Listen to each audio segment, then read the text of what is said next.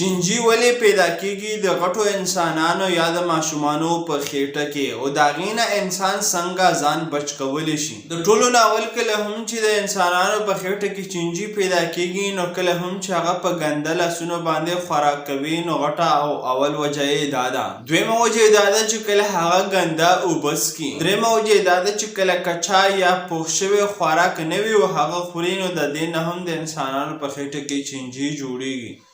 او څلورمه وجه دا ده چې کله هم په خاوره کې مشغوله وکړي یا څه کار پکې وکړي او د هغې نه بعد بیا لاسونه نه وینځي په صابون سره، نو د هغې نه هم د انسان په خېټه کې چینجي جوړیږي. او پنځمه وجه دا ده چې کله په ګنده ماحول کې دغه ستوګنه وي او د صفایۍ خیال نه ساتي، نو د دې وجې نه هم د انسان په خېټه کې چینجي جوړیږي. شپږمه وجه دا ده چې کله هم ګنده سبزي خوري یا هغه میوه دانه چې هغه یې وینځلې نه وي او ګندې خوري، نو د هغې نه هم د انسان په خېټه کې چینجي جوړیږي. او اوومه وجه دا ده چې کله هم د ځانورو د فصل سره ډېر تعلق ساتي یا هغه ځمکه کم کړي چې ځانور پاتې کېږي او د هغې سره تعلق ساتي، نو د دې د وجې نه هم د انسان په خېټه کې چینجي جوړیږي.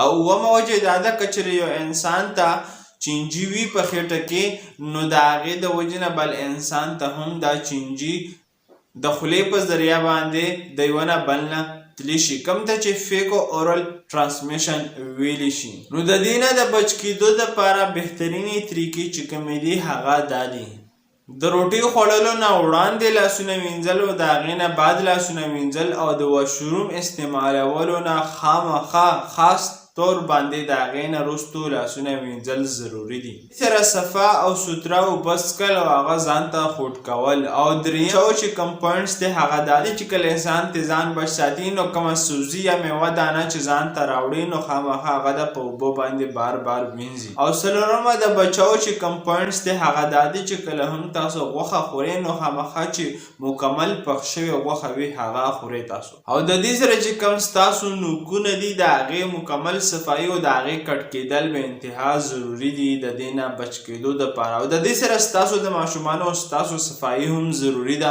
که چېرې تاسو وایئ چې ستاسو په خېټه کې دا چینجي نه را پیدا کېږي. او د دې نه علاوه که چېرې ستاسو وجود ستړی او ستومانه وي او تکاوټ محسوسوي، نو د هغې دپاره خالص علاجید هم زموږ سره شته چې هغه تاسو زموږ نه په واټساپ باندې اډر کولی شي. شکریه. الله حافظ.